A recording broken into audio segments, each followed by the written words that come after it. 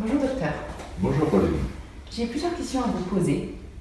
Suite à des expériences récentes, notamment lors d'un déplacement professionnel, j'ai été malade et j'ai eu beaucoup de difficultés à trouver un médecin. Est-ce une situation normale? Non Pauline, ce n'est pas normal. Et quelle que soit votre demande urgente, qu'elle soit réelle ou ressentie, il ne vous restera souvent plus qu'une solution, c'est de consulter dans un service d'urgence. Cela pose clairement le problème de l'accessibilité aux soins que rencontrent certains patients dans des territoires de santé qui sont désertifiés sur le plan médical.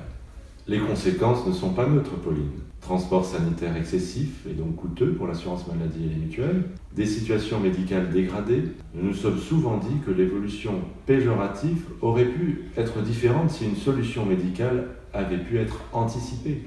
C'est en effet très préoccupant, mais il y aura toujours une inégalité de répartition entre le lieu où se trouvent les patients et celui où se trouvent les médecins. Sans vouloir stigmatiser le village d'où je viens, le premier médecin est à plus de 30 km. Alors les gens continueront à être malades, mais concrètement, quelles sont les solutions? Le conseil médical existe, mais ne permet pas un diagnostic. La télémédecine est un vrai acte médical par Internet, spécialement avec l'aide des objets connectés. Le patient a une demande, des symptômes, des résultats d'analyse, des radios, scanners, dans son dossier médical qui est accessible au médecin généraliste ou spécialiste. Ce médecin est disponible dans un autre lieu, l'un et l'autre vont pouvoir réaliser une téléconsultation. Voilà ce qui pourra permettre de gommer cette inégalité d'accès aux soins et éviter peut-être des dépenses inutiles.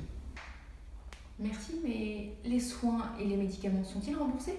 Les médicaments sont remboursés, ça ne pose pas de problème. C'est juste la façon dont l'ordonnance est émise qui est différente.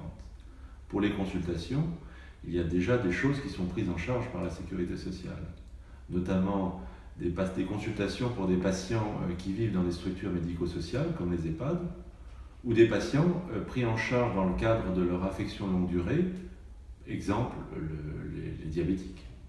Chers consoeurs, chers confrères, avec la plateforme Medicitus, vous allez pouvoir consulter vos patients ou de nouveaux patients, de votre cabinet ou d'ailleurs. Vous allez pouvoir obtenir un gain de temps et d'efficacité. Notamment, le patient va pouvoir renseigner préalablement ses données médicales avant la téléconsultation.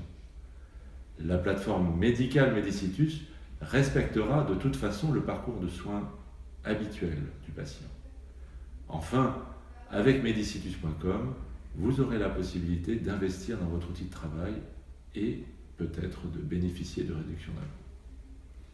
Chers consoeurs, chers confrères, à bientôt sur la plateforme Medicitus. Merci docteur pour ces informations. La prochaine fois, je n'hésiterai pas à tester la plateforme. Alors à bientôt. Au revoir Pauline. Au revoir docteur.